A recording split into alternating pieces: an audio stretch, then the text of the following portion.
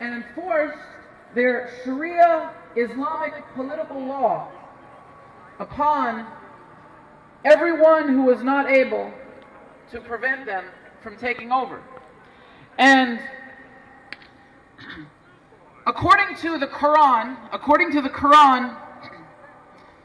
any substance, wine, anything that is considered a relaxant or an intoxicating substance according to Islam, according to Sharia law, is completely forbidden.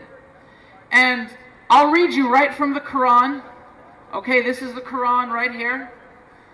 And this is from the Surah, the chapter 2, verse 219, from the Quran. These are the words of Muhammad, the founder of Islam. He said, "They ask you, O Prophet, concerning drinking and gambling. Say, in them is great sin, but the sin is greater than the Prophet." And then in Surah chapter 5 of the Quran, verses 590, he says, "O you who believe, intoxicants and gambling, avoid such undesirable things." And he says these cause opposition and hatred between you with intoxicants and gambling, and hinders you from remembering Allah and from your prayer to Him. And he commands the Muslims to avoid those things. And furthermore, in Islam, there are two notable words for this. One of the words is khamir, which includes wine or any substance that, according to the Muslims, conceals the mind, covers the mind from their ultimate goal. Jihad, which is terrorism, to take over the world and install Sharia law. And the second word used is a word called muftar, which is any substance that causes relaxation in the limbs. So everybody, if the Mohammedans, the Muslims, take over and install Sharia law in the United States of America, if their population grows big enough, okay, historically, this is what they do. They have a 4-stage method of taking over a land and enforcing Islamic Sharia law upon the inhabitants. First they infiltrate, then they populate, then they dominate, and finally they decimate. And if that were ever to happen in the United States of America, and we see it happening all over the world, there would be no cannabis, there would be no gay rights, there would be no equal rights between men and women. Everything would be based on this, on their Quran, on their Islamic Sharia law. And according to the Muslims, anyone who is not a Muslim, anyone who does not follow Islamic Sharia law, is called a kafir, is called an infidel.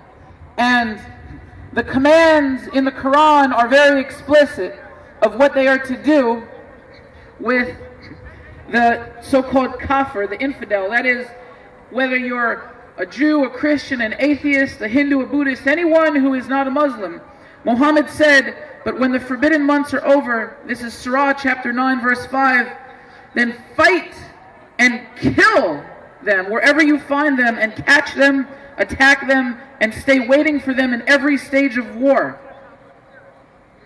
And then in Surah chapter 9 verse 29, he says, "Fight those who do not believe in Allah nor the last day, nor hold that forbidden which has been forbidden by Allah and His Messenger Muhammad, nor accept as true the religion of truth," meaning Islam, "even if they are of the people of the book, until they pay the jizya," which is, ladies and gentlemen, basically when Muslims take over, they give you a choice. Either you convert to Islam, or you get your head chopped off, you get murdered, or you live as a slave under Islam, being forced to pay them religious extortion money, where you are completely humiliated. Your life and the life of your family can be forfeited and destroyed at any time. That is what Islam is all about. And so, this is the situation. And if anyone has any questions, please feel free to ask. How do I become a Muzzy? Your question is how do people become Muslims? Yeah. They say the Shahada, basically, which means they believe in Allah and they believe in Muhammad as the final prophet, and then they have to follow Islam. They become a slave to Islam, to Sharia law, and to the Quran. You convinced me. I'm going to become a Muslim.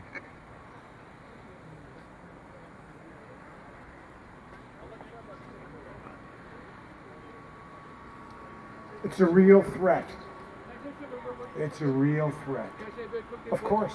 Here is David Peel, one of the greatest revolutionaries I have ever had the pleasure to meet, and a survivor. When do we meet? How you meet? How do we meet? I think Dana introduced us. Oh God, that's another. Dana says, Dave, he says, we got to deal with David Peel. He controls Washington Square Park.